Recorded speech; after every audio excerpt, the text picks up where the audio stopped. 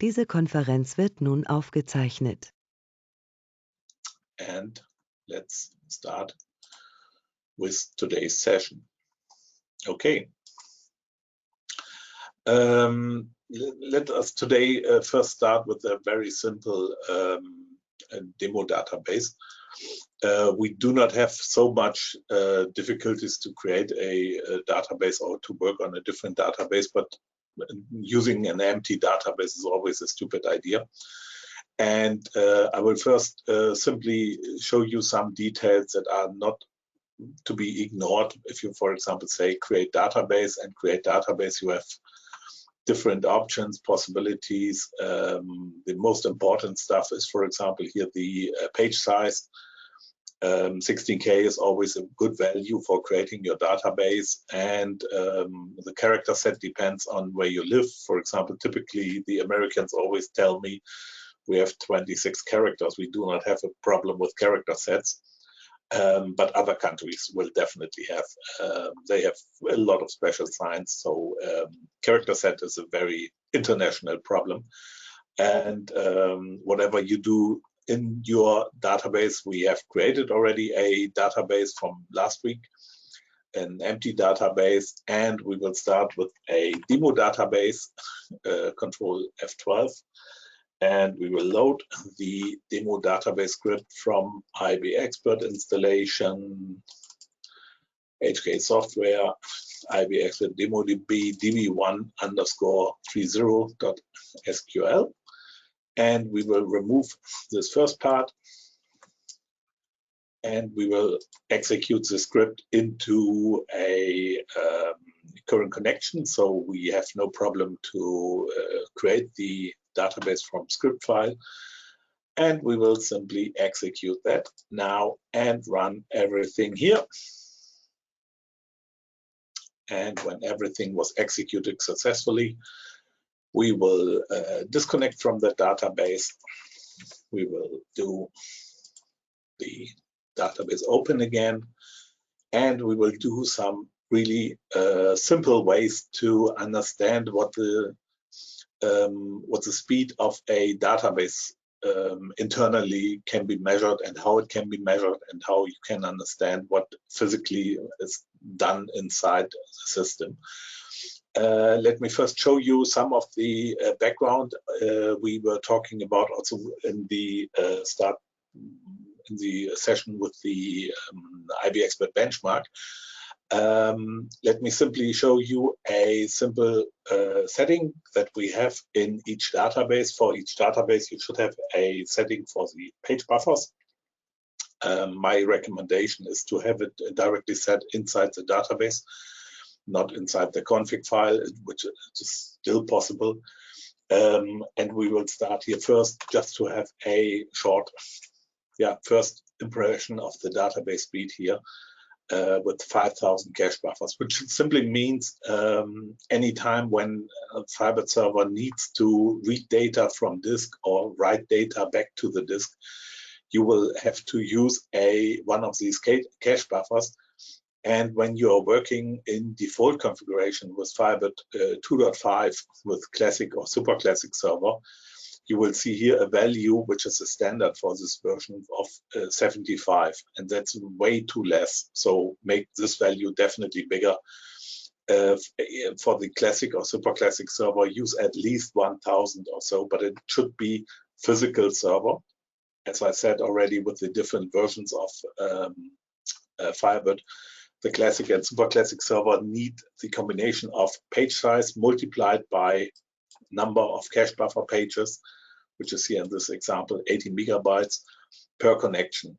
The super server, which is the best implementation from starting with Firebird 3, the super server will have the full set of cache buffers shared among all the customer connections or the client connections in the classic or super classic server. Also in Firebird 3, it's possible using the config file. You can also have to multiply that by number of connections. Let's go back, and when we change the cache buffers, we go to the individual value here, we open the database again, and we simply start the first time our procedure in it all, which creates some test data for us. And when we are creating some test data, we simply execute the stored procedure and we say 10,000, number of the parameter count here is 10,000, which simply now means the database is created using a lot of internal operations. And we will see here a very different information, for example, updates or inserted and different tables and so on. What I want to do now first is to commit that operation, disconnect and reconnect again. And when I now run the stored procedure again with the same parameter, we will also see that a new procedure, the execute procedure delete all, is also executed. Before there was nothing to delete. Now there is a lot of things to delete. So now we see here a lot of delete statements, a lot of insert statements, and some update statements, which are executed by the stored procedure.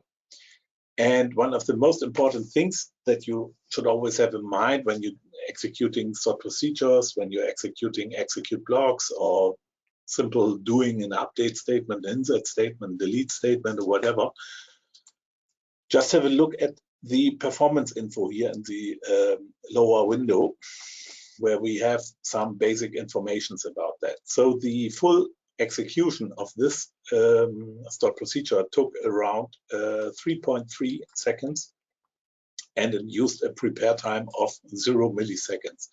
So the prepare time, which is simply the execution of the system table analysis when you are executing a stored procedure or any other SQL statement, can also be a little bit longer depending on the metadata of your database. But in general, the execution time is the part that is really important. Current memory and max memory is around 89 megabytes. We have in mind what we have said with the memory buffers. And what is extremely interesting is here reads from disk to cache and writes from cache to disk. So we currently see here now that we have approximately 837 reads from disk to cache and 513 writes from cache to disk. That simply means anytime when the Firebird server needs some more data from tables, and we have here a lot of tables that the init all procedure is using, for example, a TMP RDR, TMP last name, address, TMP city, TMP state, and these tables are fully filled with random values. So we are taking random values from these tables, which makes a demo database much more interesting rather than having only, for example, customer 1 to 10,000 created inside a database, which is definitely also no good test for indexing and so on. A lot of data is here directly created, and when we are doing the commit and we have a look at the individual tables, for example, the product table, in the product table we see, for example, a lot of title names. Title names are simple names taken from movies or videos or whatever you have, and we have actor names where it's always a first name and a last name combined with the next first name and last name, and sometimes there are really funny combinations created by that init all procedure. So let's have a look at what physically happens here inside. We've seen here already a table that we are doing a lot of inserts, a lot of updates, a lot of deletes. But what is much more important to understand what physically is executed based on that, we will first change some settings. We will change the settings for the database properties for the cache pages to the lowest possible value. And that is exactly what we are also doing in the benchmark. We change this value to 50, and when we do it to 50 and we open the same stored procedure again, and we execute the same stored procedure again with the same parameter, you will directly see that it will take a little bit longer now, depending on the speed of your Firebird server, the speed of your hardware, and so on. It will take a lot longer. For example, if you are still working with physical hard drives, spinning hard drives or something like that. In modern systems, SSDs is the standard for databases. And we see here almost exactly the same numbers for inserting, updating, and deleting, but we see a very different value here below. We see not only 3 seconds, we see now about 16 seconds. And we see what is even more interesting, also the combination that max memory is much lower, for sure, for obvious reasons, because it did not use so much memory for this operation. But these values are much more interesting than you could imagine, perhaps. This simply means the reads from disk to cache. It had to read 16K page from disk to the memory for 440,000 times, 450,421 times. And whenever it has no more free space inside its memory, but needs more free space inside the memory, it will download the physical pages back to the disk and reload it later if it needs the data again. So that is the difference here. We see now 450,000 pages and 124,000 pages reads from disk to cache. Let's do a little bit of changes in the so-called setting here, in the cache buffer setting. Let's go to 500 instead of 50. When we go to 500 instead of 50, and we execute the same stored procedure again, we see here now that it will still run in a lot of operations, but not so much. We are now approximately 12,000 reads and 2,570 writes. So that is already a much better value, and we used, instead of 16 seconds, only 4 seconds for the execution there. So have in mind, whenever you're working with Firebird on especially on a classic or super classic server, always have in mind the setting for the cache buffers. Otherwise, you'll get really a little bit in trouble, because the cache buffer setting is really important. Do not set it too big. My personal recommendation is always to limit that on a super server on approximately 100,000, perhaps 200,000, but technically you can also do 1 million or 10 million or whatever. But in that case, when you open such a database and you do not have the physical memory available, or you try to open that with 32-bit embedded or so, it could be that you cannot even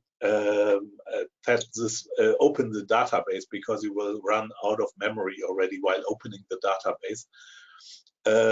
If you have that problem, use the application gfix. Gfix can change the buffer value from a too high value to a lower value before you open that, and then you have the possibility still to open that. Also, it's a possibility when you're doing a backup and restore of the database, you can also change this default value.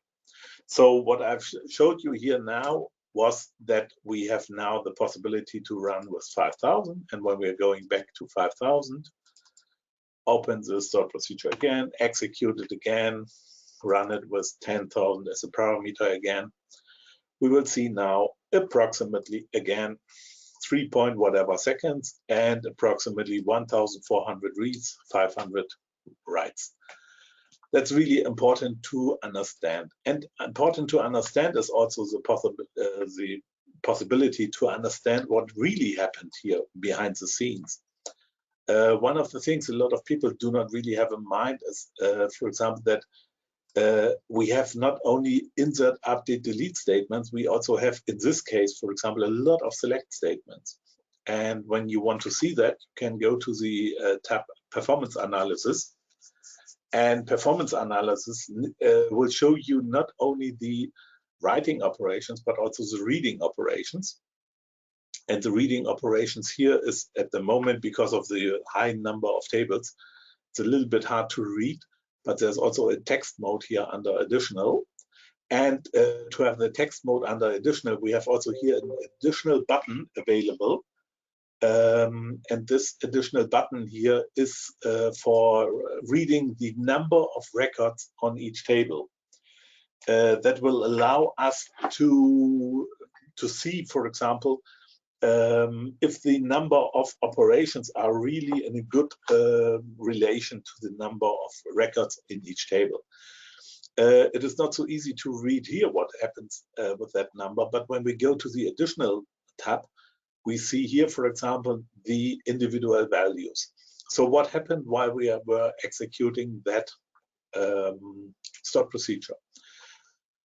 We have here, for example, the number of tables which were executed or selected or inserted or deleted. And here we see, for example, in the table order line, we had, for example, when we have a look here, a total records of 35,000, and we had 97,000 index reads, which is already really interesting because we have, for example, more index reads rather than we have records in the database. That could be an option for optimize that. But when you have a look at the orders, we have 10,000 records, and we still have approximately 94,000 operations. So we have 9 times more operations rather than we have records inside that table. That could be also an option to optimize on that really carefully and to think about, again, about your application. It gives you a lot of possibilities. Same here with the product table, same here with the customer table and so on. You can always order that by clicking on the caption here. And here we have, for example, the index reads. So here we see that the table product was the most used index reads.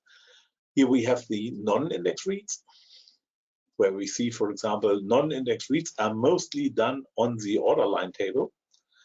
We have done a lot of updates, 35,000 on the inventory table, 10,000 on the orders table. We have a lot of deletes on most of the tables, all the deletes, and we have a lot of inserts on all of the tables and so on. For the backout and purchase, we will do another session where I explain it a little bit more in detail. It's at the moment not so important for us. Expunges is more or less the same thing. If you read for the keywords and you Google for that, you might find some articles to understand that a little bit more in detail, but it would take too much time today to explain that.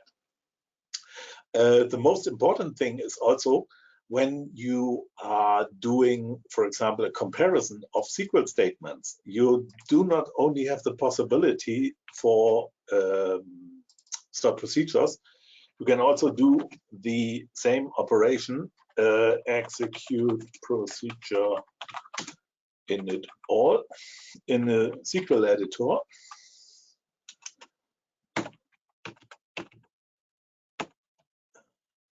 Yeah, I have my wrong keyboard setting.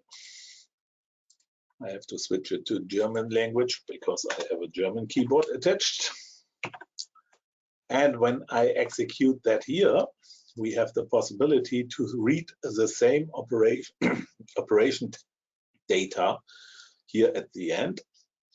So we see here exactly the same operation. It's not only possible for SQL statements or for stop procedures, it's also possible for any SQL statement that you can execute here.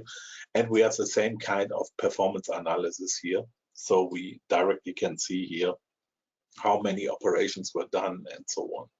So let's have a look at what we see when we are going to the next operation. Let's talk a little bit about the possibilities. Index reads, non-index reads. When Firebird is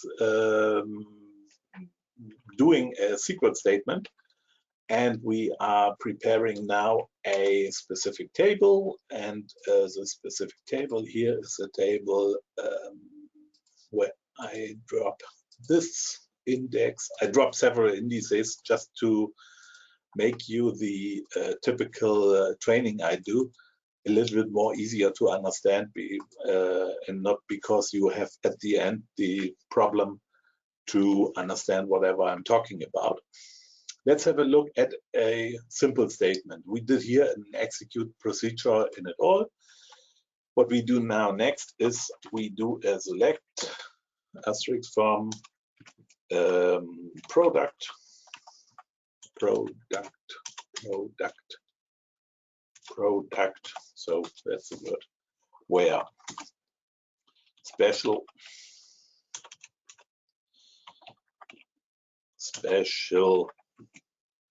equals 1 and category ID equals 12, for example. Let's have a look at such a statement. When I write every character, it could be easier to understand the statement. And what we are seeing here is really simple. We are doing a select statement with two conditions. Special column should be 1 and category column should be number 12. When we go to the table product, we will immediately understand what happens here physically. When we have a look at this table, we have a lot of records, approximately 10,000 records, because we init all with 10,000, and we also have 10,000 records in that table here. We have a lot of different category IDs. Category ID is a foreign key on the category table. And we have a special value where most of the values are 0 and only some few are 1. So most of them are 0, but some are 1. That could be a very, very not proper distribution of index values, but it could be standard for some databases or some tables. So let's have a look at whatever is physically done here inside the database. Let's go back to the SQL statement. The SQL statement that we executed gave us the information how it is executed. And here again in text format, you see it will start based on the table product with the index EXPROT special, and then goes to the index FK product. What does it mean? In physical reality, EXPROT special, FK product, we go to the product table, we go to the indices, and here we have the different index name. FK product is the index on the category ID, and IBExpert special is this index. And to have in mind what happens here in reality is really simple.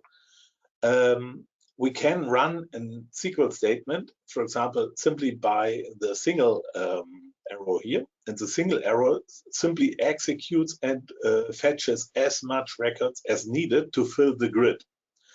The double arrow here will fill the grid with all the records that will come from the Firebird server. So when you're doing some performance comparison and so on, always have in mind, better use the double execute and fetch all operation, because otherwise you will not see proper values. Sometimes you see not really good values.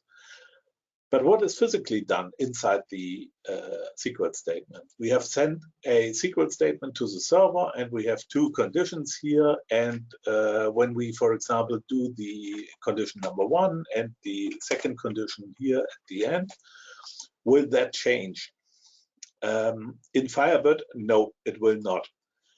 We still have the possibility here to see that the indices is still starting with a special value and then will go to the product value, FK product. And FK product in that moment simply means that is the different values for the individual category ID that we have stored inside the database. So let's have a look behind the scenes why the Firebird server decides to use not only one index but two indices, and why does he use the indices in this order. So there are different reasons to do so, and most of them can be understood, and you can also have in mind in your personal database development that there are possibilities to improve that. Let's have a look at what happens physically when you are sending such a SQL statement to the server. The SQL statement is, for example, checking what are the tables which I am connected to. For example, in this SQL statement, we have at the moment only one table, which is the product table. Then what conditions are in the where or in the join clauses? So in that case, we have only one where clause here on the category ID and one more on the special. Now the Firebird server, when he's doing the prepare, is simply evaluating what could be a good way to open that result set from this table when somebody wants to know this value with an equal sign on one value and this value with an equal sign on one value. The basic operation that comes in the background now is simply open the table, have a look at the indices, and search for index columns which can be used. For example, we have an index column here on the special column. So that is the index that we could use, and we have an index on the category ID. That is the index that we can use. So what happens physically in the next moment is really simple. It will take both indices and evaluate the better index based on several rules. And one of the rules is really simple to understand. If you, for example, have a look at,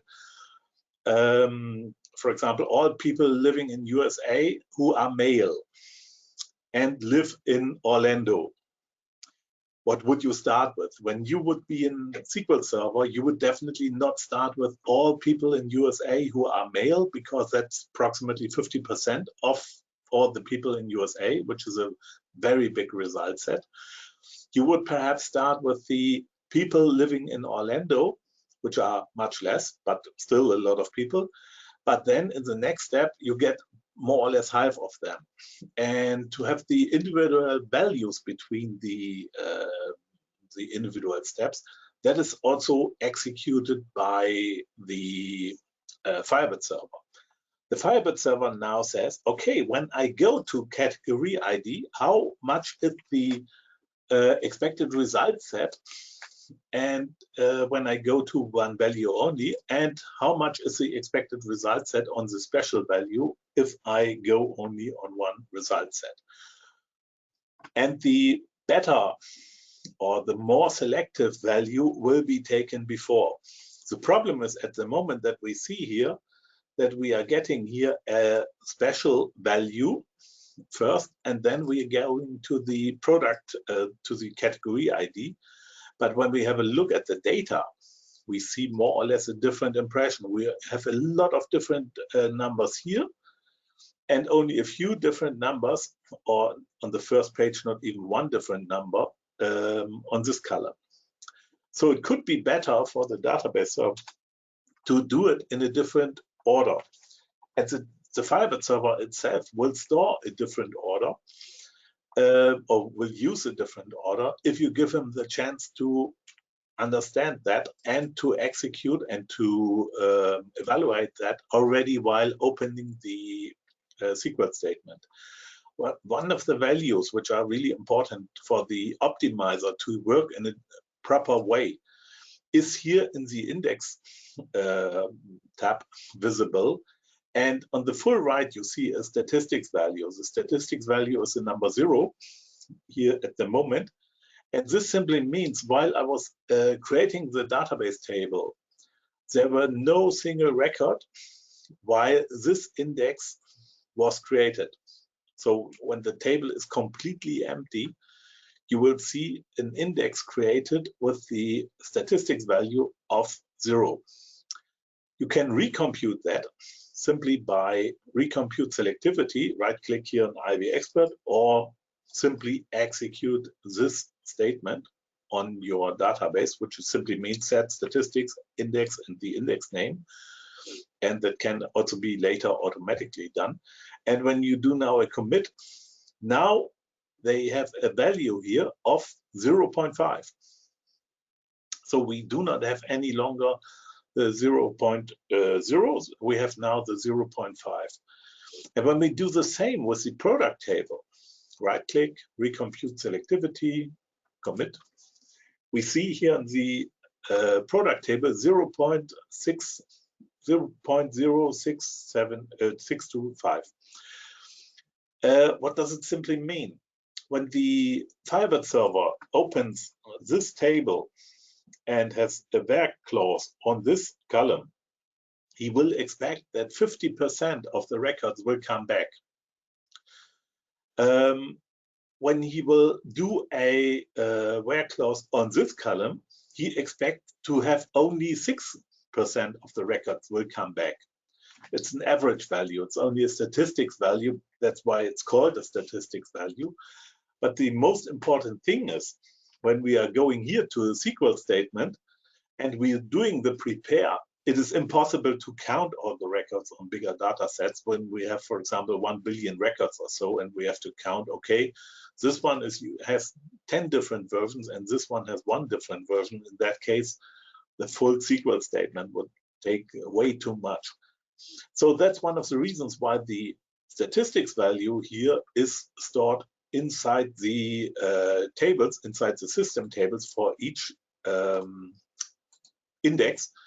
And when we go here in IBExpert on database registration info, on database explorer, show system tables, and when we open here now the system tables and, for example, the RDB$ indices, and we go to the data tab, we adjust the field column width, and we see here, for example, the statistics value.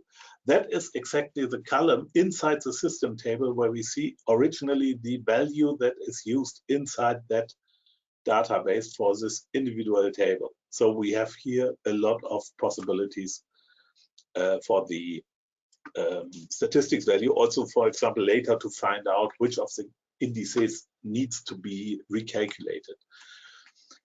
The statistics value must not be exactly the value for a number of records that are used, for example. That simply means if you have a statistics value in a database and you have a table with 10 customers and 1,000 orders, it makes no big difference if you're doing the statistics to be recalculated after you have 11 orders, after you have 12 orders, after you have 13 orders. That makes no big difference. But the value between 10 orders and 10 customers and 1,000 orders, or 12 customers and 1,000 orders, is more or less the same. So the optimizer will definitely get a good value and a good result set within a very fast time based on the values of these individual statistics values. So when we are now going to the SQL statement and we remember FK product, FK special is now used in a different way. Before it was starting here with FK, with the IBExpert special and then FK product. Now, because now we have the new order, we have now a different order in the indices. And that simply is also really reliable and really powerful inside Firebird. And also when you compare Firebird to other database servers, always have in mind that in other database server, you very often do not even have the chance to have a SQL statement where one statement is using for one table more than one index. It is not so common. A lot of other database servers have a very different strategy. They always recommend you to have combined indices on each of the tables. And these combined indices on each of the tables will only be a specific combination of where clause or order by clause can be used for that. In a lot of cases, you have to have different combinations. For example, one column is in front, one column is in the back, and so on.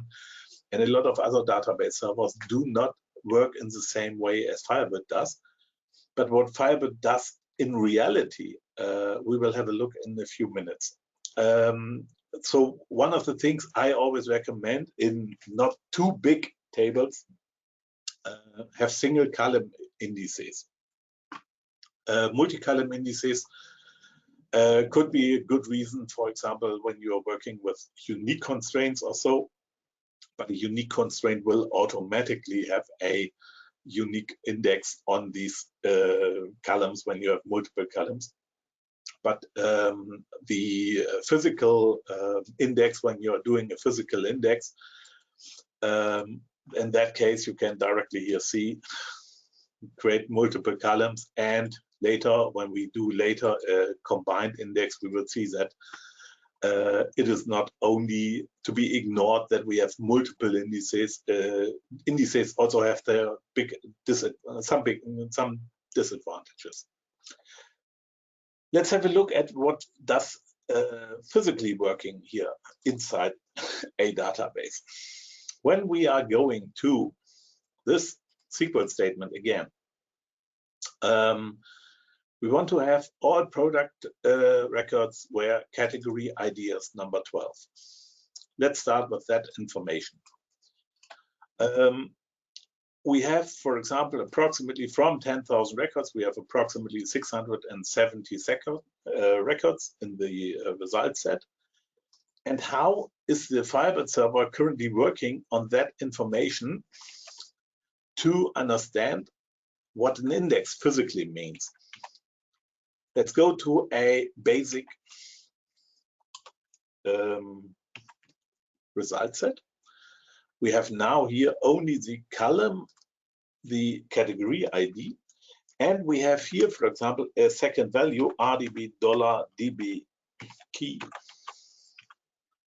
The RDB $DB key is more or less something like a physical representation of a slot where a record can be stored. And the RDB $DB key cannot be used for indexing yourself because it makes no sense, because this value is after an update or after a delete and insert can be different. So you just have to understand what physically happens here inside. And for each column that has, for example, the number 6 in the category value, we now know that this individual record shows to a record inside that product table where this value is used. So let's have a look at a combination that we can use. For example, we can do a list operator to see all the individual values, and we simply say group by 1. When we say that, we have here a list of individual columns. So these are the category tables that we have, and we see, for example, here at the moment that we have number 1 to 16. Number 17, for example, does not even have any value. I know from category table we have a number 17 here inside, but it's never used. It's just for other testings later. And we have here a list of a lot of binary informations. The RDB $DB key is a binary information. And the binary information, when we have a look at that, we can have a look here inside IBExpert using the hex editor. You see here, especially the exact position with the comma delimiter between. And the comma delimiter between makes no real sense. What we want to have here is not a comma delimiter. If you're using the list operator and you are using a second parameter, for example, an empty string, now the empty string is a delimiter. And when we now go back to the hex editor, we now see that a very proper, nice way how it is shown here. The first 8 bytes are the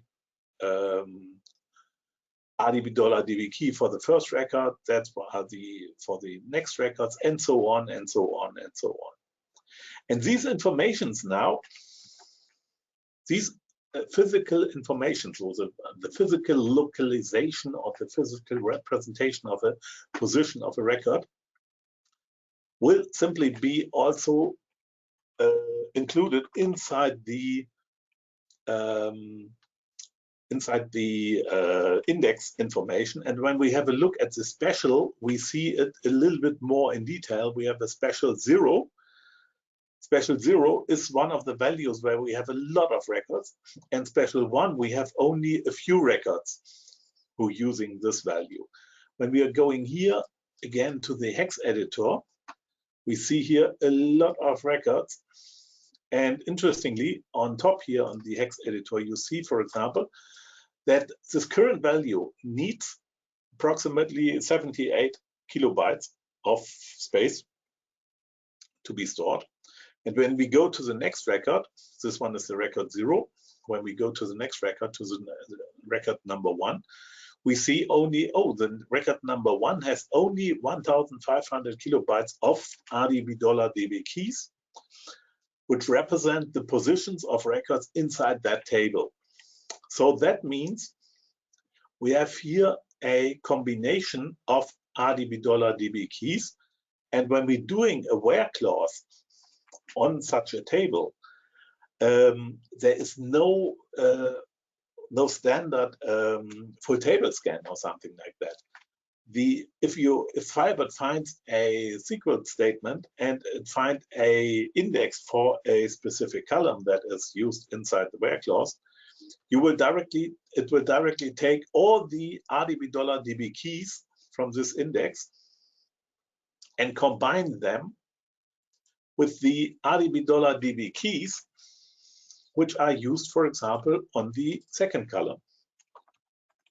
Special was the first one, and category ID is the next one. And when we have here, for example, the $DB keys for the number 12, the Firebird server physically, internally takes all these numbers here for the number 12, these 5,360 bytes, and combine all these informations, all these $DB keys, with the 1,300 whatever bytes, which represent the value 1, and combine them, and each of the values, each of the $DB keys, which are in both categories, in both result sets, will also be in the final result set. That is technically what a Firebird server does internally when you're working with indices. You remember that we have here, for example, a specific values. When we are going here to the special and we execute that again, and we have in mind here when we go to the hex editor, approximately 78,000 kilobytes.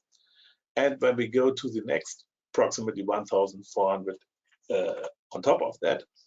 Let's have a look at the physical information that we have from the table itself and from the database server.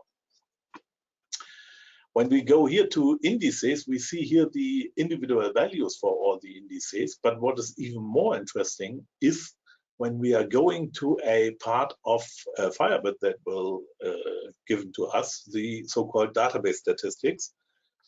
There are also command line tools to do so inside the Firebird package, but when you're working with IBExpert, you will definitely be a little bit more comfortable to see the result set. So you can see here the full set of everything that is somewhere in the database. A lot of numbers, a lot of details. Let me show you one of the things that also a lot of people do not know. Let's go to the database statistics and read that part here. So if we now say, for example, we go to the table product and drag and drop the table product here to this database statistics, we only get the values for this table. And we see here a lot of information. Header information, it's nice, not needed at the moment. When we go here now to the tables, we see here a lot more details. And let's have a look at how the details are represented inside the database statistics.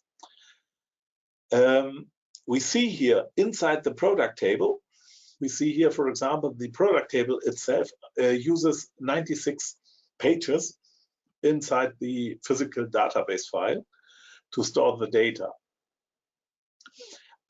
Each of the pages are in average filled by 61%.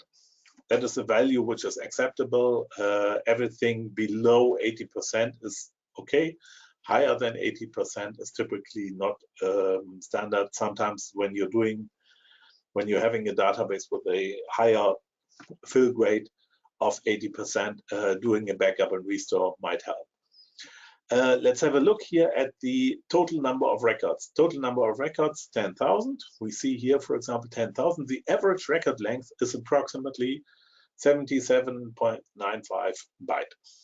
Unpacked length, that is simply meaning Firebird will always do a run length encryption for every record, so it will not really physically store as many bytes as you have in your record. We have some other information which are at the moment not really important for us, but let's have a look at the product special index. And the product special index here simply gives us here an information about the statistics, 0.5, and it will give us also an information here, which is really interesting, the so-called leaf buckets. The leaf buckets gives you an impression how many space this index will need to be stored on the database. And in that case, you can directly see here that this index product special, where we only have the two values, 0 and 1, you will see, for example, these 10,000 nodes are stored in approximately 4 pages. 4 pages, 4 multiplied by page size for 64 pages approximately.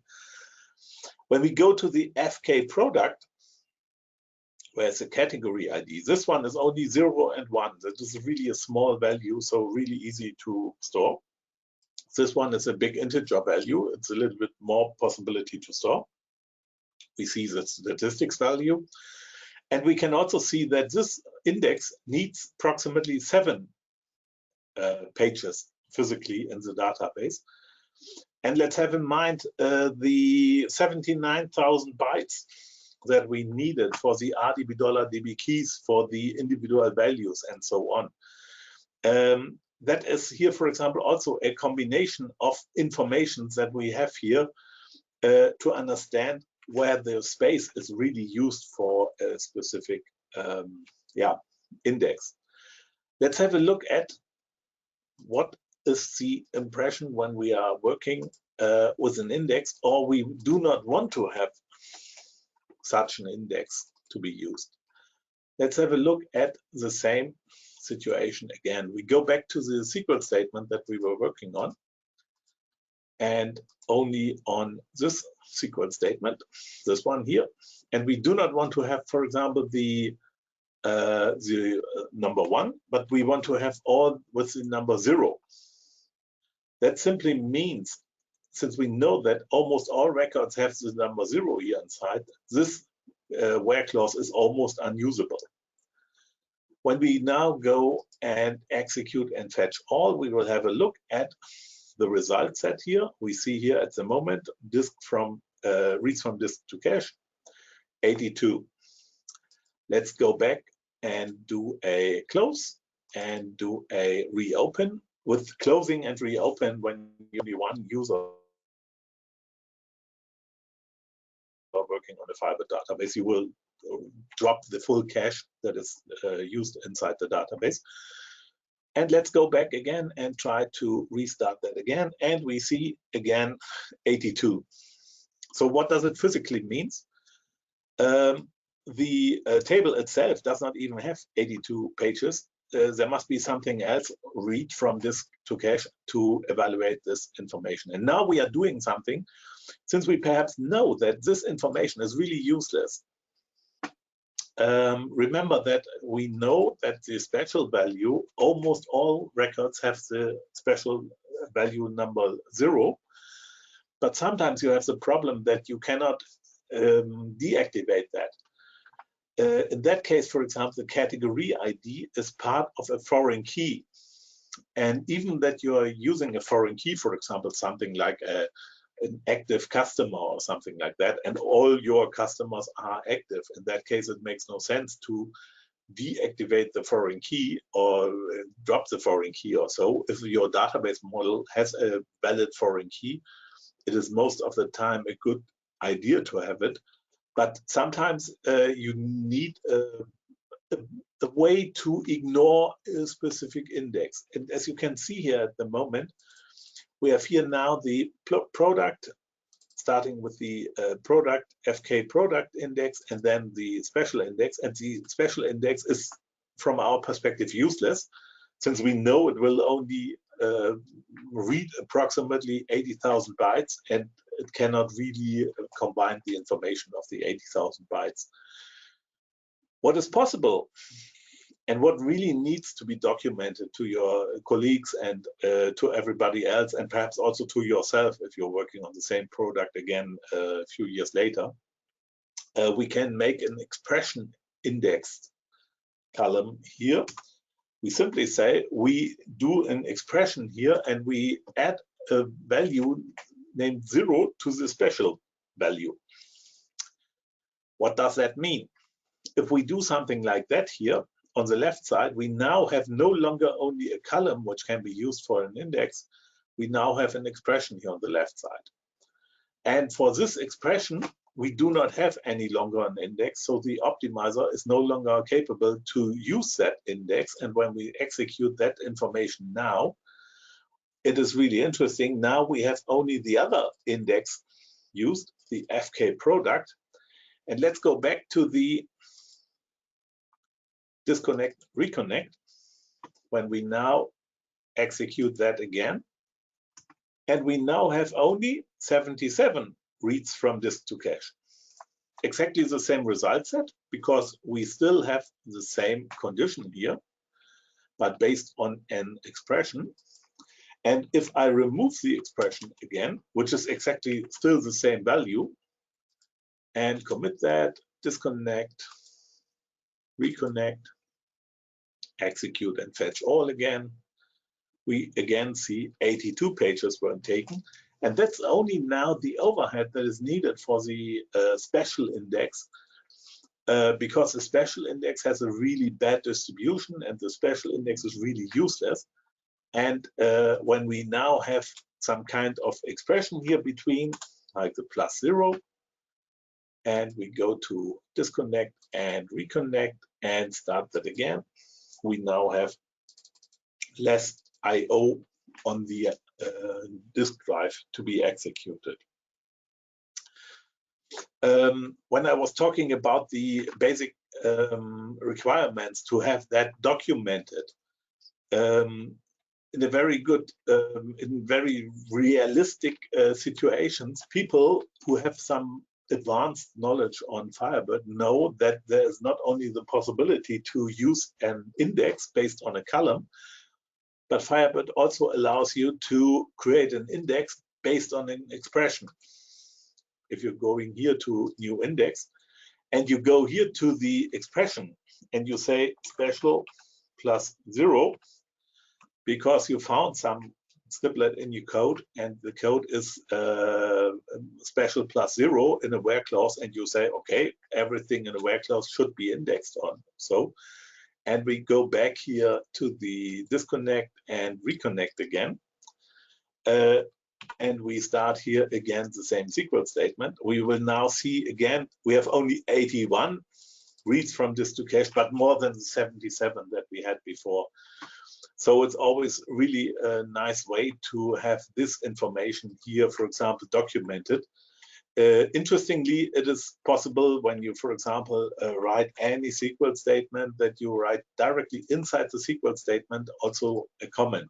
That's technically no problem at all. If we go back here to the indices, and this index here, for example, should be removed again, we drop that index and we say index in use. If you have an index in use, one of the tips I have for you, always try to reconnect and try it again. In most cases, it will work. And one of the things when you have an index in use operation on real world customer database, where you're really working on databases that are in use by customers, one of the important settings that you should do, go to the database registration info, go to the transactions page, and go to the metadata transaction properties. Recommit is a very good setting, but simply change no wait to wait. When you have set here wait and not no wait on the metadata transaction property, you get much less often the object in use problem, and you can directly work on metadata changes even when people are working with that object. So that's one of the tips that you should also have in mind. So object in use is not so often in Firebird 2.5 Super Server, but really often in Firebird 2.5 Classic and Super Classic Server. And in Firebird 3, you also have always the problem with object in use, also with Firebird 3 Super Server, because you have to have the shared cache operations also on metadata, always to have in mind. Right-click on these allows you, for example, also recompute all. That's the simple statement to do so. And you can also do a SQL statement. You see here directly already different values. You can also do a simple SQL statement that is executed by your application. For example, execute block as begin end. And here's, for example, a declare variable ix varchar 31 or something like that. And you say for select RDB dollar indices dot RDB dollar index name from RDB dollar indexes order. Now order by we do not need into ix do execute statement, and we are using exactly the same statement, except that we are changing the ix parameter here for the index name. And when we execute that, simply can execute that by open exec.sql from a Defi application or whatever. And we now see, for example, that all the indices are recalculated again, and it runs really fast, because in most cases, in all cases, it will not reload all the data of your table. It will simply only reload the pages of the index and have a look at the uniqueness inside the index. When we have a look at RDB dollar indices, we now see here all these statistics values are proper set, and no one is still any longer, for example, 0 or something like that, except it was really empty. In that case, it will still remain there. So that's a very simple operation. You need some appropriate rights for that to do so, but that should be no problem. SysDBA will also always be allowed to do so. Okay, let's have a look at the next steps, how to understand what happens inside. What happens inside when you're working with an active Firebird database? In most cases, you do not only have your own SQL statement to be monitored, because in a lot of situations, you need to understand also why somebody else is doing a specific SQL statement. And one of the things how to understand that inside IBExpert is when you go to services database monitoring. And services database monitoring gives you an overview about basic informations. For example, when was your database created? This time was the create database or the backup and restore moment. When you're doing a restore of a database, you always have recalculate or recomputed all the statistics values. So if you do a more or less often backup and restore of your database, you do not have to think about the statistics values, but in most cases, it will also not take too much time after doing a restore and doing the recompute of the statistics values. You also see here some other information, and what is always interesting when you want to see behind the scenes what we are showing you here, simply right click here and go to edit monitor query. And this one is the secret statement that you will directly see here to understand what we are doing. So we are doing here now, for example, a select statement based on $1 database and on $1 record stats and $1 IO stats with the different informations here. And for example, what is the next information is, for example, which are the attachments which are currently connected to that database. And starting in Firebird 3, you always see here the cache writer and the cache garbage collector attachment. Also, they are also there in older Firebird versions, but they are not visible. In Firebird 3, they are also visible. And you also see here, for example, the other attachment, and the current only other attachment that we have active here is the IBExpert attachment that we are currently working on.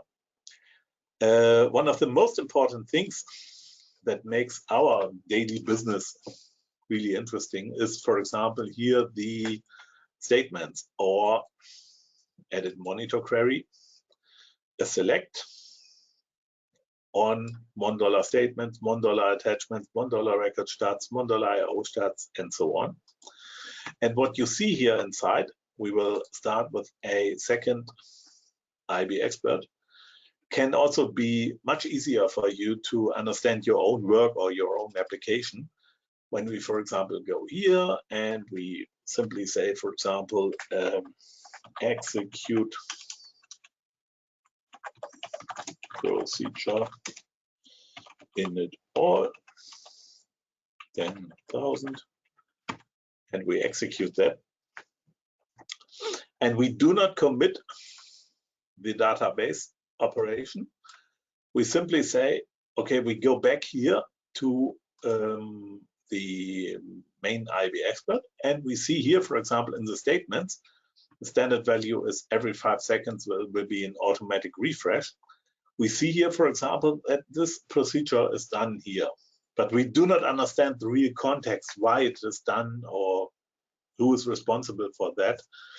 We understand, okay, that is the IP address where it was started. And one of the things that is also really helpful for the operations is later to understand, for example, this is the attachment ID number 80.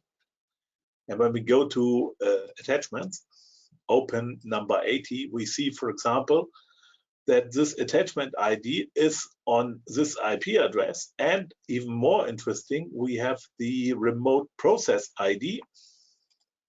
Here's the remote process. If you do not see the remote process, the most typical reason for that is really simple. In that case, you will have an old Firebird client library or an older application running with very old, for example, Java or .NET or PHP or Ruby, whatever connection. In that case, you will not see that. But even more interesting here is also that we have here the remote process ID number 2692.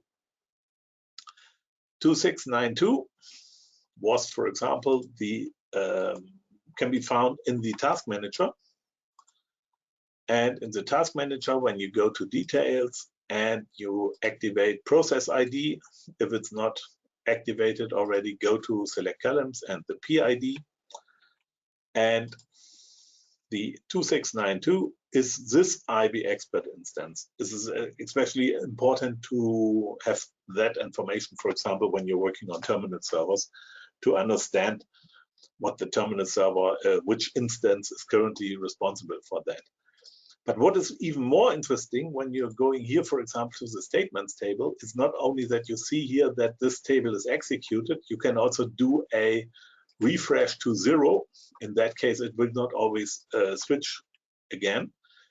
And when we see here on the right side, non-index reads, index reads, inserted, updated, deleted, You can now understand that this individual statement, this execute procedure in it all, was responsible for a lot of operations.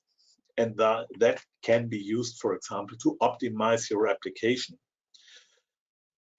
One of the things that you often have in mind, you see here a snippet of SQL code, but the snippet of SQL code is not really so easy to understand where it's come from.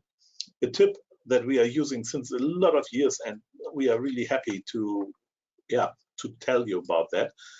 When we now go here back to the SQL statement, simply doing a commit, and we want to execute that statement again, simply write some comment in front of that. For example, from Pascal perspective, unit1.pass. I should write it correctly. Unit1.pass, line 1, 2, 3, query, whatever. Any possible comment that is here written inside the SQL statement will also be sent to the Firebird server. And when we go back here to the Firebird server in auto refresh mode, we will see here now in the next operation that we will have exactly the same information together with our SQL text here available. So it's no longer guessing only where this statement will come from. You can have much more possibilities to locate, to give location information to any SQL statement. And especially when you are creating SQL statements on demand, because somebody, for example, changes the setup, the value, the layout of a grid or something like that.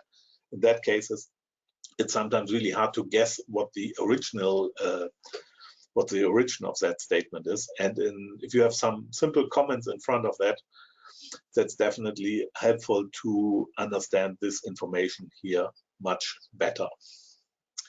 The very interesting thing, what you see here in monitoring is also available in Firebird 2.5 and I think also already in Firebird 2.1.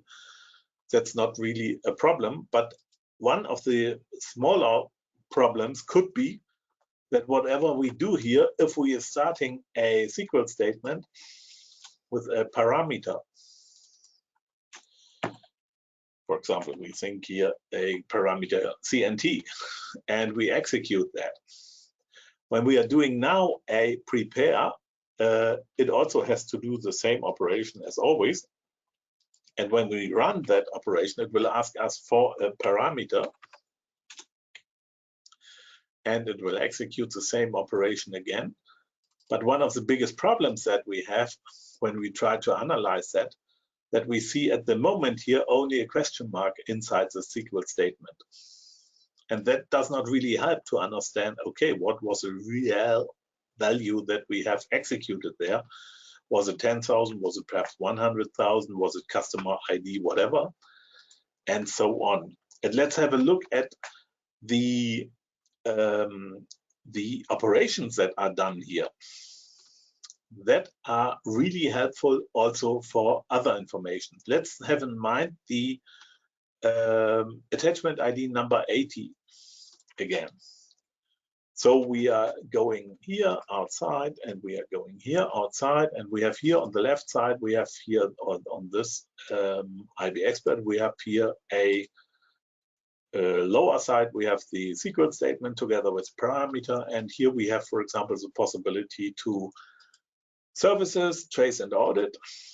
And trace and audit is the possibility to ask the Firebird server for a specific protocol. And this Firebird server protocol, the trace API, can be initiated when we are starting here, clicking on this button. And we see here a lot of possible settings. So for example, here we can check, for example, from the existing server names. We can, for example, say here, sysdba master key, and we should always use a proper and not too old Firebird client library. when you're working with Firebird 3, you can always use the Firebird 3 client library that is distributed completely with IBExpert full version. You have a lot of other settings here, but one of the settings I always recommend you to change is here the default setting for the SQL strings locked is in default 300. That's way too short.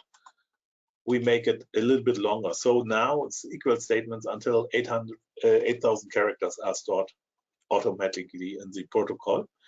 We have a lot of other operations here. We say save this config as default.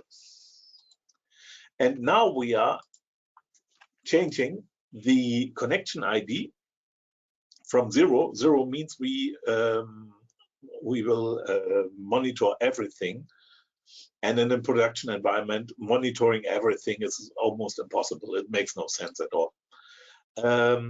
We can, for example, now use one connection, and we take the number 80 as a connection, and it will now wait for operations which are initiated by this database connection. This one was the number 80. I remember because I was looking at that statement, and that statement was already protocoled with number 80. And when I now start the SQL statement, we see here, for example, in the background, there were already, before I was here entering the parameter, there were already some operations active. And now we are using the parameter 10,000, and we send it to the database server. And now we see in the background what happens really in background in reality. And the interesting thing with the current Trace API active is that we not only see which is the main statement that is executed at the moment, we also see the parameters that were used. And I think that's really interesting when you're running on an existing database server and you want to understand, for example, why a specific operation is really slow or could be improved or whatever you have in mind. And what we see in the background and what we for sure see is that when we have the full Trace API activated, it will also make the Firebird server slower. That's for obvious reasons the case. But we will have now a information in the background what happened in reality simply by executing this start procedure. Let's have a look at what really happened. We go to the suspend view, and we have the possibility, we have here an enormously long text file. You see on the right side on the scroll bar, it's almost 500, 600,000 lines or something like that. If you want to see the line numbers, options, editor options, display line numbers. Now we have the line numbers here directly inside. Much more easier to read and to identify that. And what's also possible is here to click on grid view. And clicking on grid view, now we see each of the operations in a much easier to understandable operation. And when we click here inside, control and plus on the num block, and we see here, for example, the individual statements, and we see here, for example, individual execution times. So, for example, here, part of the operation was, for example, here the procedure delete all. And the delete all procedure was not individually executed by us. It was only part of a stored procedure that was executing this. So the init all also executes delete all procedure. And when we want to see now here, for example, the slowest parts of the SQL statements that we executed here, we have now the possibility to order by the time column and see here, for example, how long took which of the individual operations here inside my application. And you can directly start writing here, for example, the parts here. This is, for example, execute by a trigger. The trigger order line after insert one on table order line, a trigger event after insert, and so on. A lot of these operations are executed, and you perhaps do not even have that in mind, that it's really executed, and it makes your application slower because you only think everything that I did was only the execute procedure, but all the triggers that were executed are sometimes not in your basic mind when you are doing your application development. And that could be really one of the parts where you find the bottlenecks inside your application speed, and where you really can improve everything for that. That is more or less a simple overview of the reality, how we, for example, typically doing jobs when we are working with customers on high-end performance. High-end performance simply means we are working really with customers with multi-million transactions per day and multi-billions of records all over the database. So Firebird itself is definitely capable to do a lot of heavy load. One of the biggest problems a lot of people will have is that they are using really horrible hardware and operating system combinations for Firebird. But that was already one of the sessions I already did 1 or 2 weeks ago.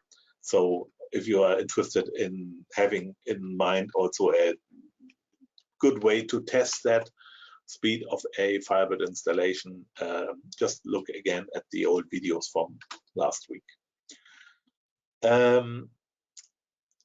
Sometimes it's not so easy to understand simply by executing a procedure which part of the procedure is really required to be optimized. We are starting here with a much more simple procedure, the delete all procedure. And the delete all procedure does, for example, some delete statements, but which of these delete statements is the slowest one? If you, for example, now execute that procedure and you simply do a delete all, you really do not directly understand which part is the slow part. We also have some technologies inside IBExpert that you can use for that. The stored procedure debugger. That is started by a tool button, and a lot of people, I know from a lot of people, they do not know that the stored procedures can be debugged on that way. You have the possibilities to have a breakpoint, you have a breakpoint conditions, and you have other possibilities. But what we want to have is an even more sophisticated functionality of the stored procedure debugger, and that can be initiated by simply changing this value from careful to collect statistics.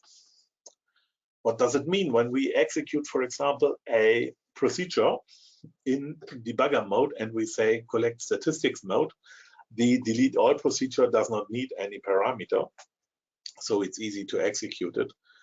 And when we are now doing the run operation, it will give us an error message because it will have a global lock problem.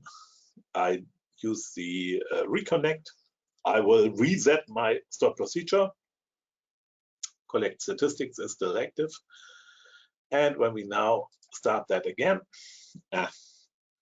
perhaps I should do that from the other, because this one is still responsible for blocking me.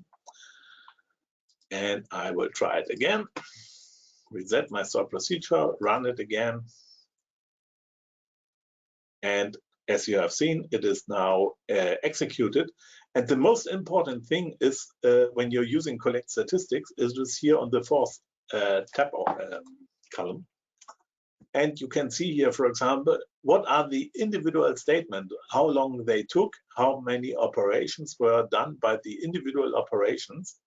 And you can directly here, for example, see that there was one operation here on the delete from order line, which used, for example, 35,000 operations, 35,000 delete statements in that case, as you can see here, non-indexed reads and so on. But the most important thing is that in most cases, when I execute that, we have here the total execution time. In that case, it was also the slowest version, the slowest part of the operation. But sometimes we get an information that even that there is one operation, for example, doing more I/O operation, more rows affected and more index reads, non-index reads, and so on. Another one could still be responsible for being slower. And sometimes you see, for example, when you change here by or sort here by execution time, you can sometimes see really interesting candidates which you do not even have in mind that they could be the most responsible part for a slow operation which is done inside your database. So that is also one of the ways to understand that. When you directly go to the stored procedure debugger, you can also work here with F8 step by step, or F7 if you have calling a different procedure. Most of the people who are coming from the Delphi world will understand how it is working here again. And you always have the possibility here, the watches, the last statement that was executed physically, the breakpoints, messages which were created, result sets, and SQL editor messages, and so on. So the stored procedure debugger is also a very powerful tool available in IBExpert full version, but also in the IBExpert Day edition, because when you need, for example, to work on a customer database and you want to use, for example, an IBExpert full version on a customer computer, it's not always makes sense that you are installing a full version just for one day working on that machine. We have, for example, a customer somewhere in Poland. I think he's using approximately 4,000 day editions per year. They are using it immensely often with almost every support job they are doing. They typically connecting on the customer machine on a IBExpert Day edition, and the Day edition is a 24-hour edition. After you have unlocked that, it will run for 24 hours, and in most cases, it's a very good combination to have the full functionality of IBExpert inside your support team with unlimited installations, more or less. When you have a look at the IBExpert Day edition, you will see more details about that. That's more or less that part that is extremely important. One of the things you should have in mind when you're doing a backup of a database and you're doing a restore, and you have, for example, a stored procedure inside RDB $procedures, you will have the source code of the procedure in the RDB $procedure source column.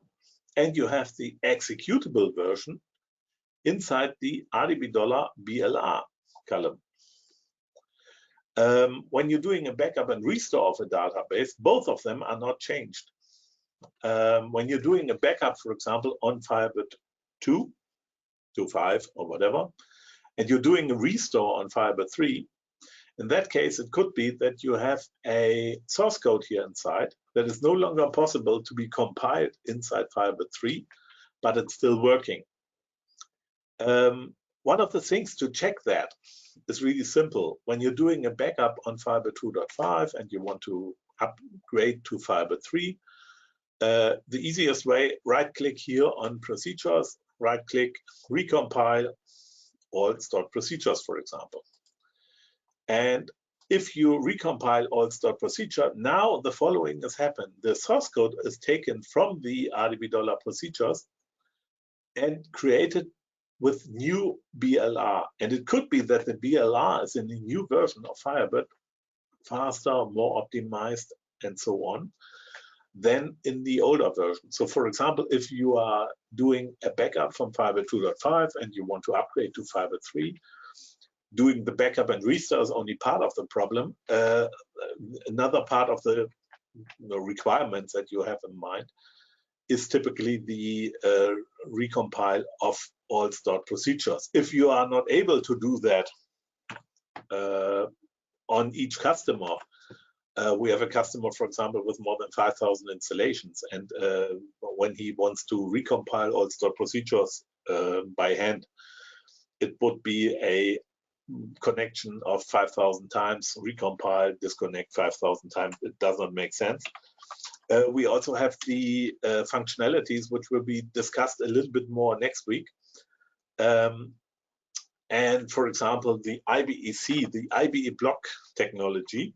And we have, for example, also here a function, IBE recompile procedure, IBE recompile trigger. With trigger, you have the same requirement.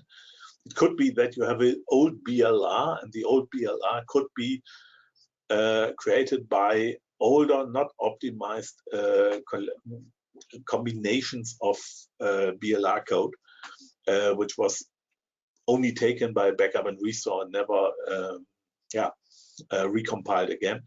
IBEC recompile procedure makes you a possibility to understand that.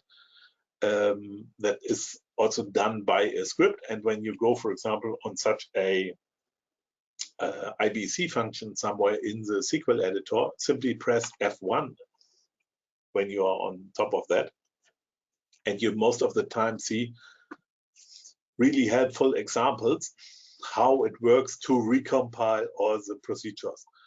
Recompile only one procedure, recompile all procedures. Everything here is now really easy explained, and it can be executed, for example, also from IBExpert.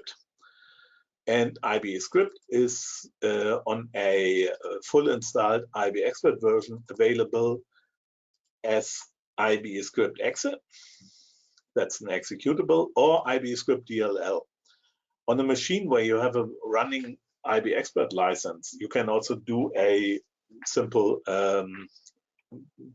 example. You can integrate all IBExpert functionality from scripting into your own application. Just have a look at the IBExpert DLL demo application. When you have a look here, you will definitely see the source code, how you implement that.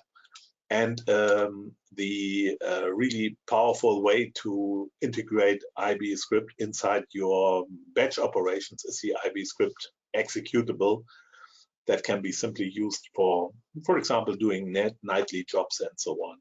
Some of the things I was also talking about in last week's session already. Just have a look at that again.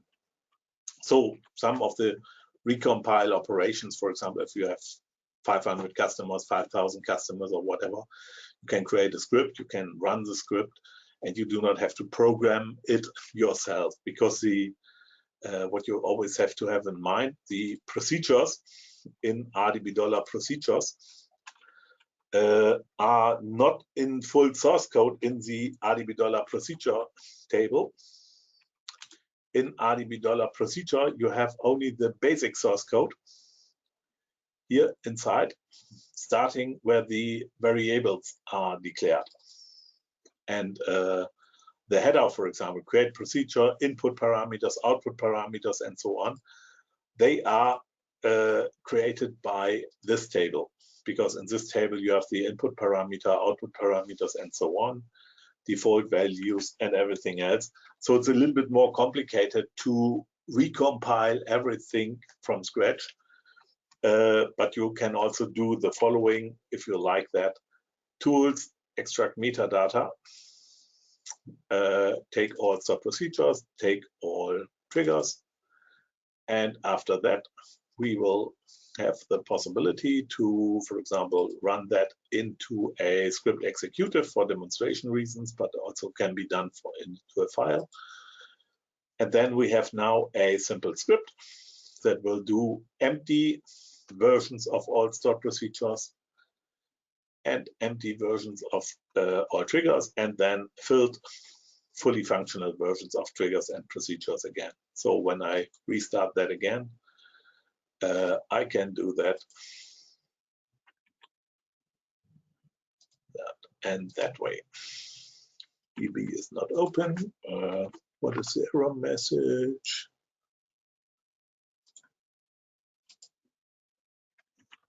I think I know what the problem is, because I have on this machine, I think I do not have any proper FB client DLL without using it manually. When you're doing the drag and drop here from the DB Explorer to the script, you will directly see here the possibility, and where I have the client library.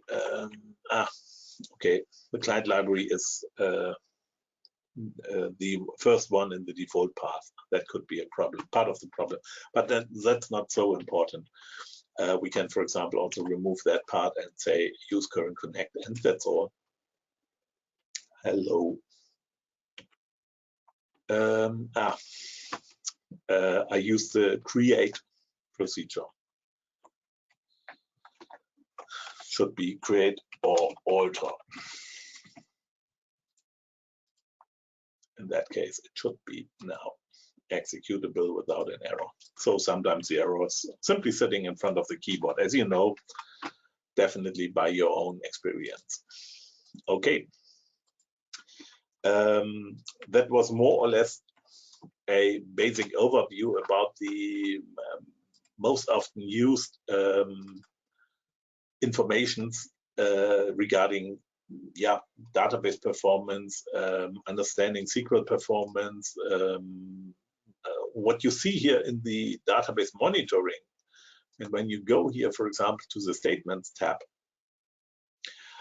the interesting thing is what we are doing here in the SQL statement, you can also use in any other application. It's not needed that it's only happening or can only be used from IBExpert. It's not rocket science. It's simple craftsmanship, I would say.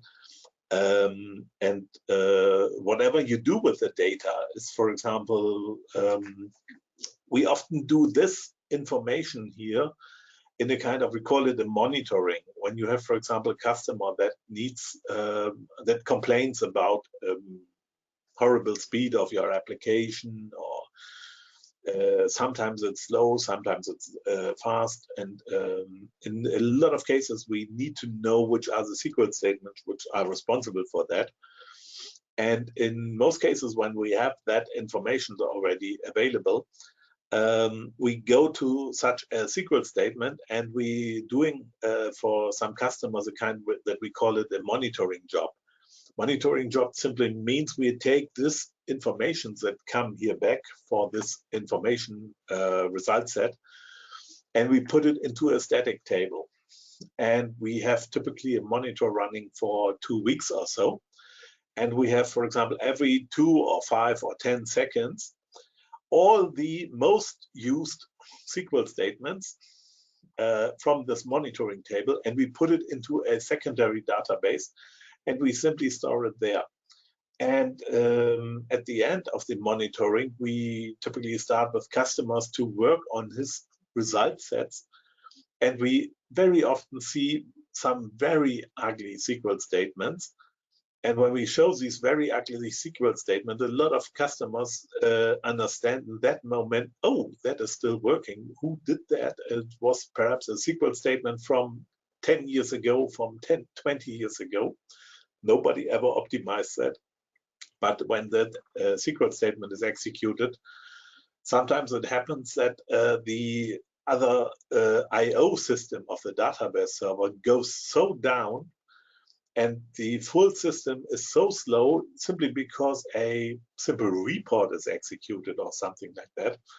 And we want to know every long-running SQL statement for a customer machine. And this is how we're doing the monitoring. The monitoring is really a simple job. Christian in USA did that already for several customers on this planet. And we really had some really interesting results, because we see for each statement that is executed, we see always the index reads, the non-index reads, the inserted, updated, deleted.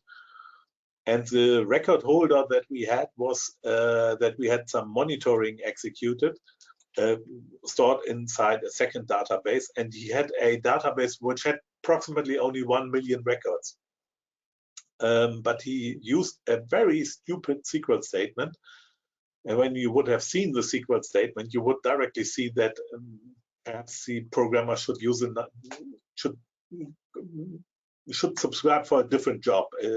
Programmer, especially database programmer, was not his job. It was definitely already visible in the first point of view. He had approximately 1 million records inside his full database, not more, and a specific SQL statement that he executed almost while starting his application every time was resulting here in non-index reads with 620 millions. And the starting of the application took multiple minutes, and the end user really complained about that. And the programmer said, oh, it's your hardware, it's your network. It's always the excuse, and excuse by a lazy programmer who does not want to see his own errors. And the company itself, the end user of that software, made an order to our company that we should perhaps talk to the software manufacturer, that the hardware is not the reason for his problem. The problem for his problem is the owner of that company. And we showed him that in obvious situations that his SQL statements were completely stupid. And he was at the end a little bit more easier to handle when he understood that he really made some really stupid SQL statements. But in a lot of cases, we also know from companies that they are really ignoring the needs of customers, and they are testing that on their local machine on an SSD, and they do not really compare that to a multi-user environment in customer environments. And when that comes together, a bad written application together with a slow hardware, in that case it could be really a bad job that all the employees will have to do while working on that stuff. That is more or less the topics I have in mind. The good thing is today we did not run out of topics, but today we have perhaps a little bit more time to have some questions, if there are any.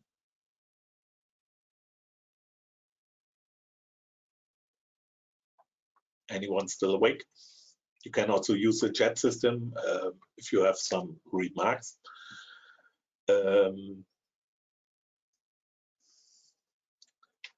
One of the things I wanted to show you also was the topic regarding the indices. You remember that I dropped some indices here on the product table, for example.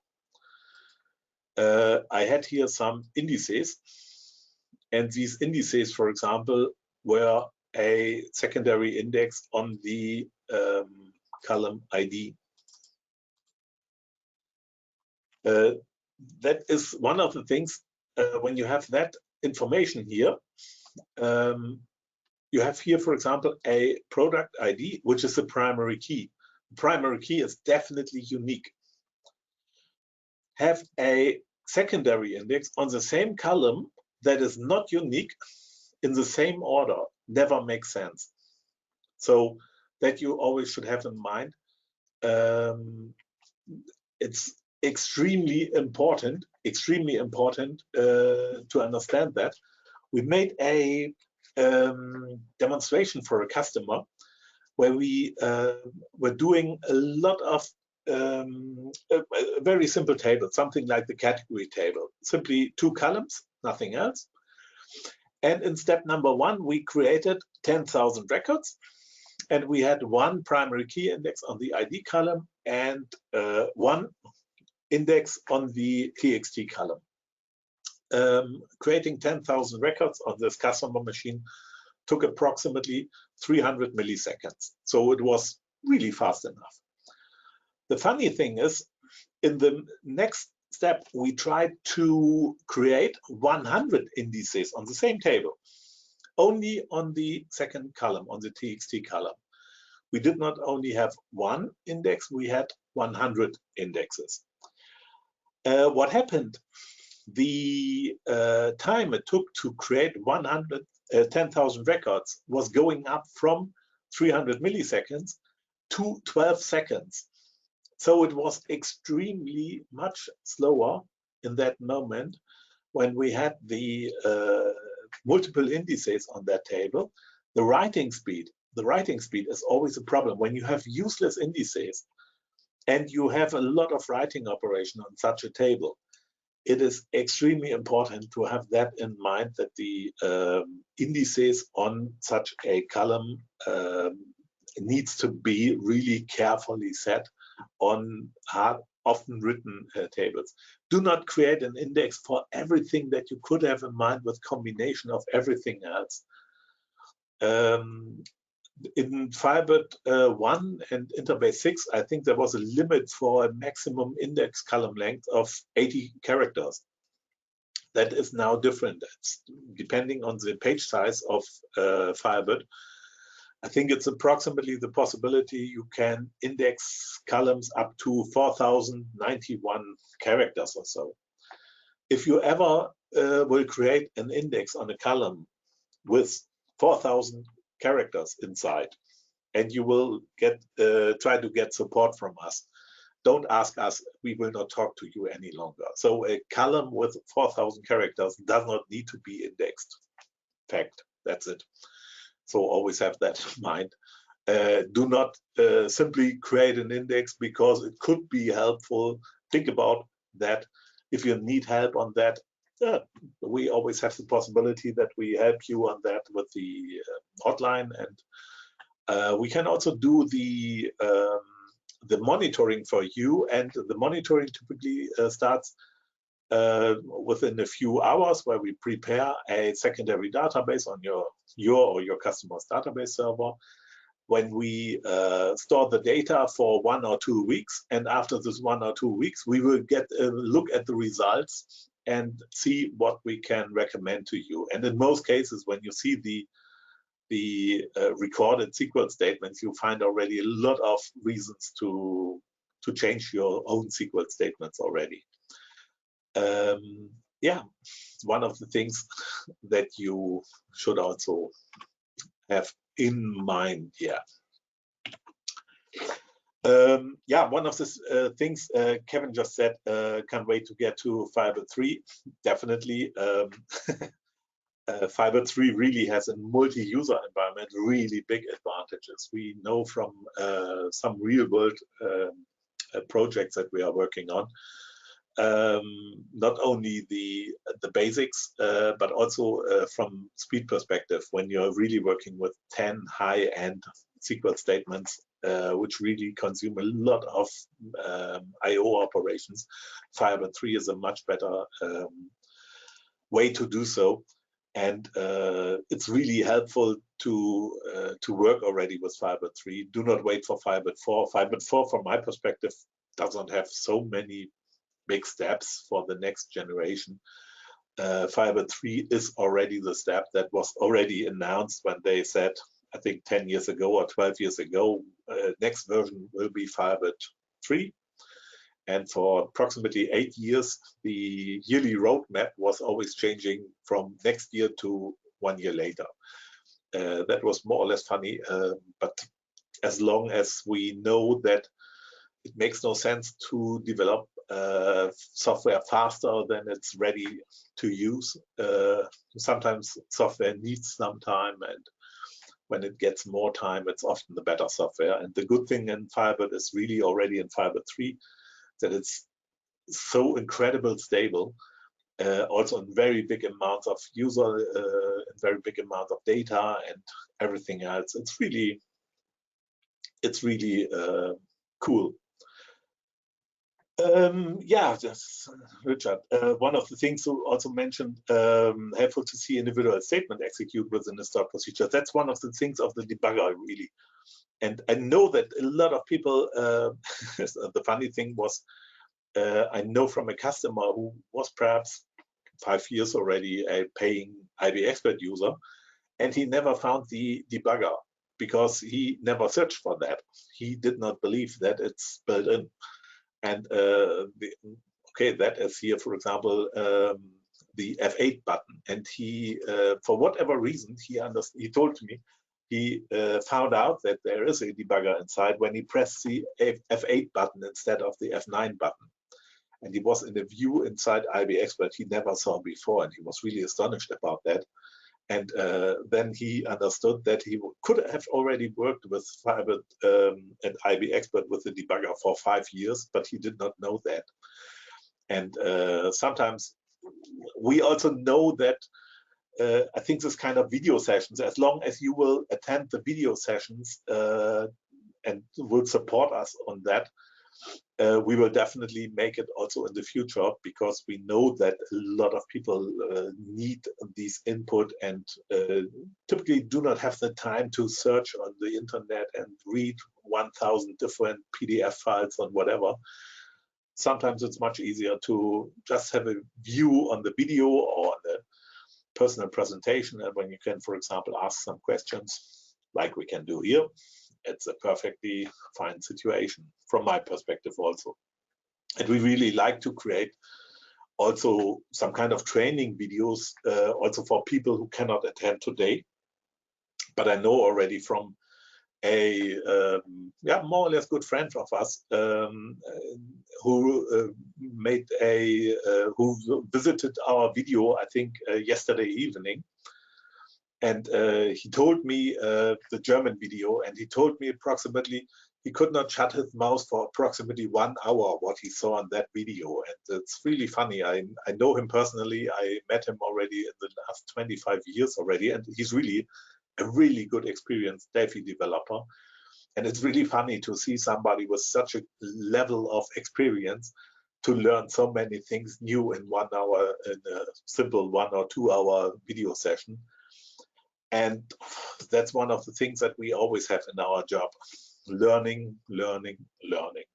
And as long as we stand by in learning curve, not stop learning, I think the brain hopefully will work for the future also. And I think a brain can also have some kind of training.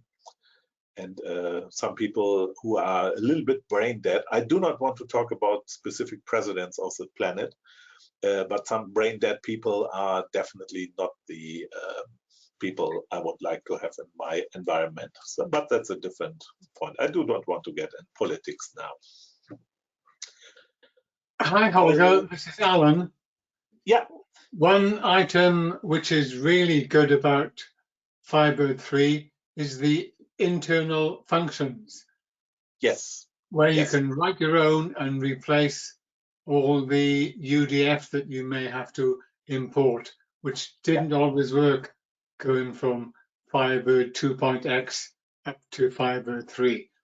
Yeah. It is such a powerful feature. It's powerful, and one of the things also which come more or less in advance together with that is you have a limit of a source code limit in Firebird 2.5. No source code can be larger than 32K. Starting with Firebird 3, together with the packages and the stored functions technology, in Firebird 3 now a source code can be up to 10 megabytes.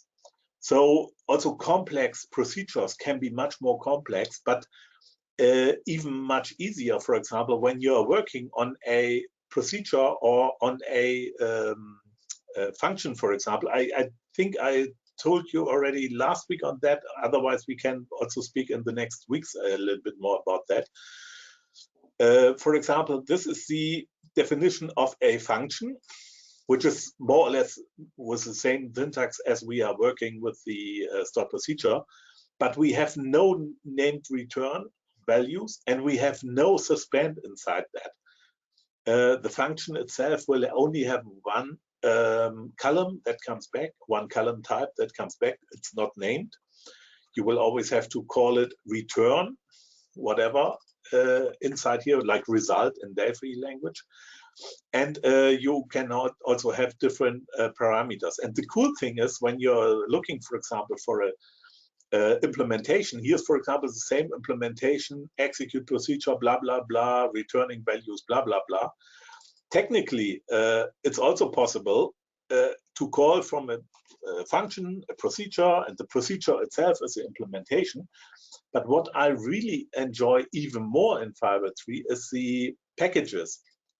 That you can, for example, hide information and helping functions inside a package, because you can, for example, have inside a package here a function like function add function add val or something like that, x integer y integer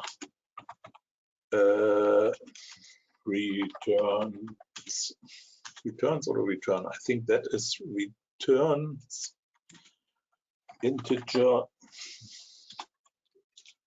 as begin and return. You're typing too quickly for yourself. Yeah, return x plus y. And the cool thing is, at the moment, I have, for example, here now a function inside my application, which I can, for example, also use here in this implementation, but it's not defined in my header. So it's like in the Delphi environment, you have something in the implementation and something in the interface part. And in the interface part, everything from the interface part can be used outside the operation. For example, if I now do select p utils dot whatever p soundex, it shows me at the moment only the public versions. And when I do a declaration of this function inside the header part, which is simply exactly the same implementation. Now you have the same functionality. Now I can directly see, okay, there's a new function inside. And what is extremely cool in that environment is, for example, in Firebird 3, the possibility, for example, when you have, for example, for the US customers, you have, for example, an implementation for Canadian market and for US market, which is often in a lot of cases completely different. You can use similar object names or something like that, but you can simply do a utils library in source code inside your application and override specific functions and override specific procedures, and that's really extremely cool. And I also I have to say I did not really was so much enthusiastic about that when I saw that the first time, but nowadays it's getting more and more interesting for me. And when I would open here one of the biggest databases that we have in our experience, we would see here, for example, approximately, I think we are at 9,000 procedures and approximately 12,000 figures and so on. And this kind of database is so complex, it's almost unmaintainable by anyone. Yeah. And the functionalities which are available in Firebird 3, they would make that really much more easier and easier to read, and also much more easier to develop. So because you have more different levels of helper functions and implementing functions. Okay, it's a bit like having a constants file in Delphi, where you can have information like that stored in your database, easily accessible. What do you mean? A kind of an automatically created interface inside your Delphi source code or something like that? Yes. Let's have a look at. We can also do a select statement on RDB$ functions. Here you see all our functions. Yeah. On function arguments with the parameters and so on. And we are doing that kind of programming, creating source code or creating objects on the fly based on data that we get from RDB$ procedures automatically. That is more or less a kind of a standard implementation. For example, we have a ERP application that we are creating for a customer, for several customers, but one is the biggest customer. And when he, for example, wants to create an invoice for a shipping document or something like that, the fully functionality is implemented inside the database. There's nothing inside the Delphi or Lazarus source code. We are working in that project with Lazarus. But the simple thing is, the Lazarus application creates a button on the GUI because there is a specific definition of a procedure inside the database, and that is more or less, the GUI is defined because objects in the database exist. And when I want to have a shipment Storno operation or something like that, I can also create a similar procedure. The procedure can do whatever it does and should do in the database, and it makes it much more easier for us to implement these individual values or these individual operations for individual customers, because we do not have only one source code for everybody. We also have a customer in Switzerland, and when you ever had a experience with customers in Switzerland, it's like a customer on the Mars. I think a customer on the Moon or on the Mars could be a little bit easier like one in Switzerland. Okay, our last visitor comes from Rio de Janeiro. We have the video, and we also will publish the video. I think the video will be uploaded at least tomorrow morning, German time. And if you have subscribed here on the video on GoToMeeting with your email address, you should also get an email address. Otherwise, we will send you an email if you send it directly to sales@IBExpert.biz. Debbie was also writing Debbie is one of our team members, so most of you might perhaps already know her. She's also often on the phone or the email or on every position where we need her. And anytime you have questions, just go into the website and I think you will find some information there. Yeah, I hope everybody is still without any healthy problems available on this planet. Our team for sure has no problem at the moment, and we hope that it will still also happen in the future with all your family and all our families. It's a very different time, a very strange time. But on the other hand, we have made a more or less new kind of weekly entertainment session. And I'm really happy to do that also in the future for you. If you like, just join us and we will do it, I think, as long as we can. Okay. Okay. Video comes tomorrow. Bye-bye to everybody and see you next week. Thanks, Holger. Goodbye. Goodbye from Alan. Bye-bye. Thank you, Holger. Yeah, bye. Bye.